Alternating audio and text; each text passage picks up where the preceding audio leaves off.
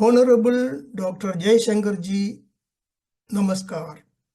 The compelling inspiration as well as the convincing desire to post this video, though addressed to you as the first person, but destined to all those who may happen to watch this, arose from two of your fantastic and profound affirmations in the recent days regarding the nation's upcoming human resources as an absolute guarantee for the brightest future of Hindustan. Those affirmations are: our challenge in India, we have the resources. How do you make them the best resources? How do you bring out that skill? How do you encourage that talent? This is the challenge. I heard Modi ji say something and it stuck with me, chipak gaya bilkul. He was explaining to someone that पिछले शताब्दी में countries which control natural resources were the most powerful countries. So many countries went outside, उन्होंने दूसरे लोगों पे कब्जा किया, they controlled their resources.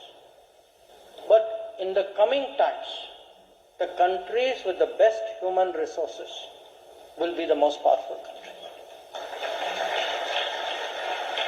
We have a lot of students and young professionals are here.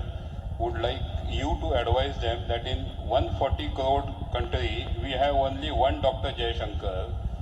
How in future we can have at least 5-10 Dr. Jaishankar? They don't need answers. They know they are ahead of us. Let me tell you. No, look, I want to say this. Honestly speaking, for someone who has been in public life a little bit, corporate life a little bit, diplomatic life a lot, I am actually very optimistic about my country, very confident about my country, and the main reason is the young people, because उनका जो सामर्थ्य जो है, उनका जो आत्मविश्वास जो absolutely true, but despite the extensive possibilities presently available nationwide for the present and future generations to acquire any academic qualifications in any field of interest, the strength and competence of the nation's human resources can be groomed to the maximum potential and fine-tuned to the best of the world only if many pages of the true history of the nation, which were intentionally hidden and deliberately excluded from our scholastic syllabus since 1947, at least until 2014, are completely revealed and appropriately taught to the present and future generations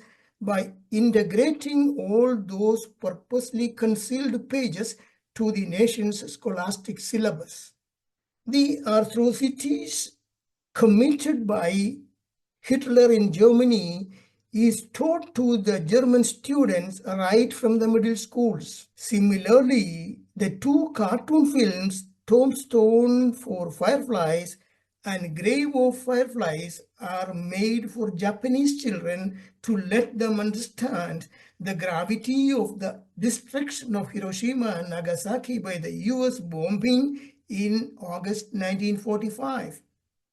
The comprehension of the true history of their nations has made the Japanese and German citizens the most patriotic compared to those of all other nations. However, as far as Hindustan is concerned, since the true history of our nation is still not included in the scholastic syllabus, a significant majority of our present generation, including the so-called new generation, are partially or totally unaware of even the definition of the name Hindustan or Bharat and the definition of the word Hindu.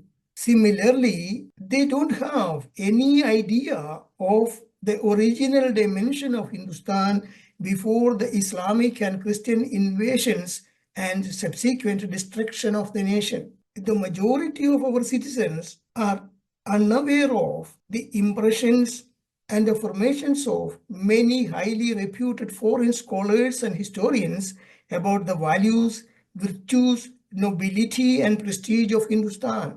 Majority of our present generation are even reluctant to believe that Hindustan was the richest nation of the world economically, technically, scientifically, educationally, culturally, and spiritually, at least until the 7th century AD, while Europe was in the so-called Dark Ages. Most of our citizens are unaware of the fact that majority of the technical and scientific discoveries and inventions were performed by acharyas or scientists of Hindustan thousands of years before the same were reinvented or rediscovered by the European scientists, and that too only during and after the Renaissance period of Europe, which began towards AD 1400 only. Only a limited percentage of our present generation know that the first university on this planet, that is the Takshashila University,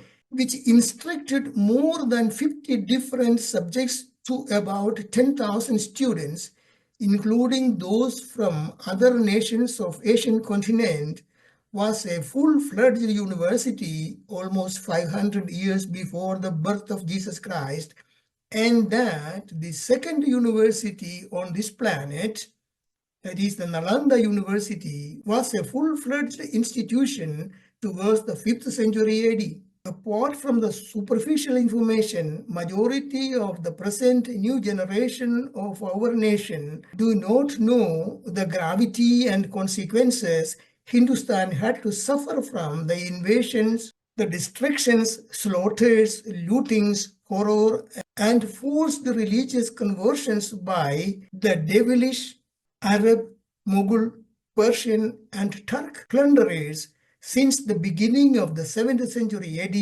until the end of the 16th century AD. The majority of our citizens are reluctant to believe that, in spite of all the aforesaid destructions and looting, the GDP of Hindustan was about 25% of the global GDP until the period of the arrival of the British in 1602, and in 1947, when they left Hindustan, the GDP of the nation was drastically reduced to about 2% only. Most of our citizens do not know anything about the forced religious conversion by the Portuguese missionary Francis Xavier and his subordinates in Goa through the so-called Holy Inquisition, which had terribly tortured and slaughtered about 60,000 people of Goa between 1545 and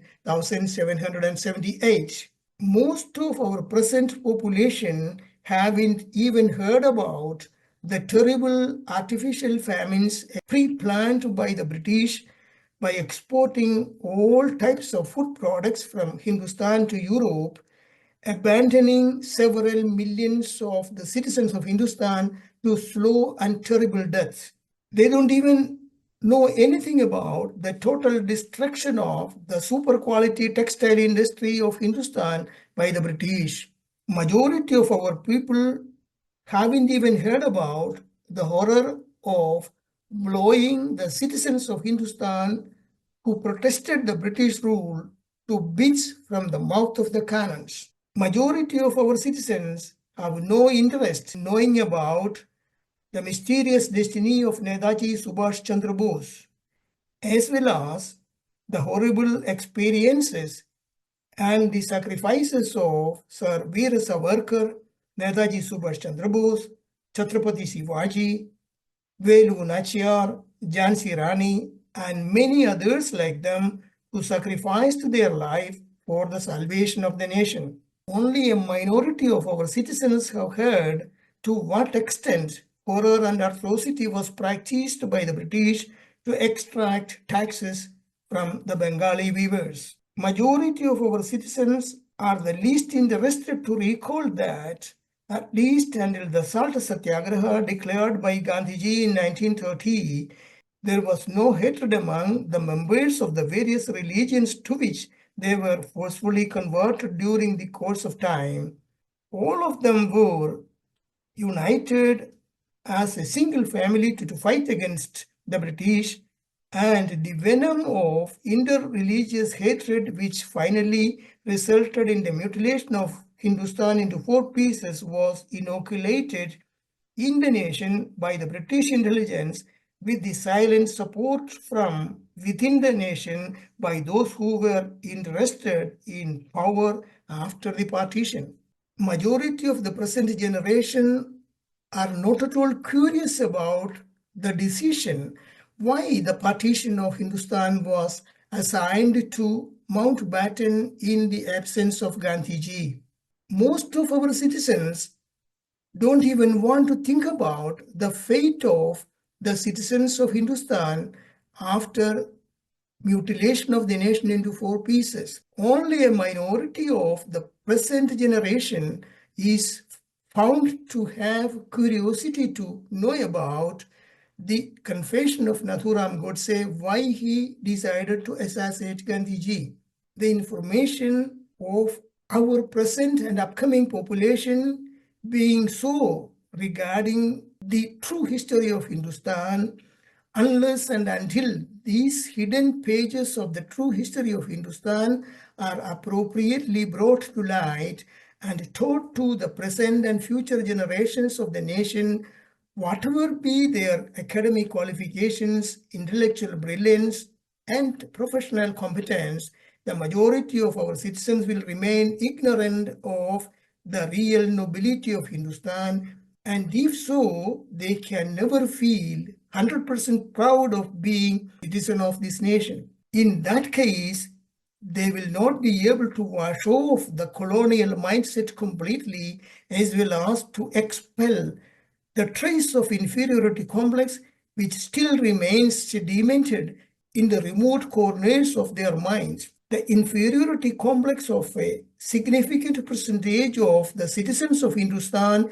in front of the people of Western countries is a public secret. If we search in Google by digiting inferiority complex of Indians, many articles and videos can be found. So, unless this terrible handicap will be cured completely through appropriate instructive measures right from the kindergartens, the upcoming and future generations of our nation will not gain adequate self-esteem, convincing character, 100% proud of being a citizen of Hindustan with the promptness to acquire the ability to manage any complex situations within or outside the nation, as you, Modi ji, Ajit Doval, and many others.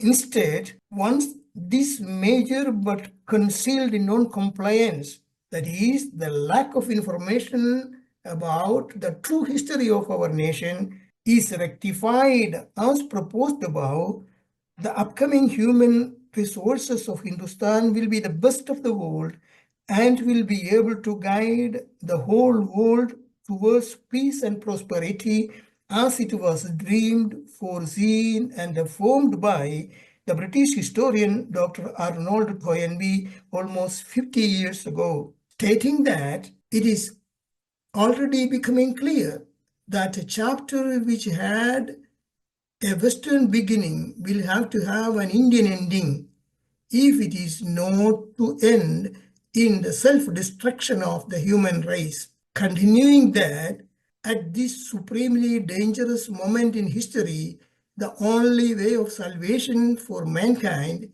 is the Indian way. So, if we have to realize this dream, it is absolutely necessary that our citizens should have a clear understanding of the true history of Bharat Mata. Namaskar, Jai Hind.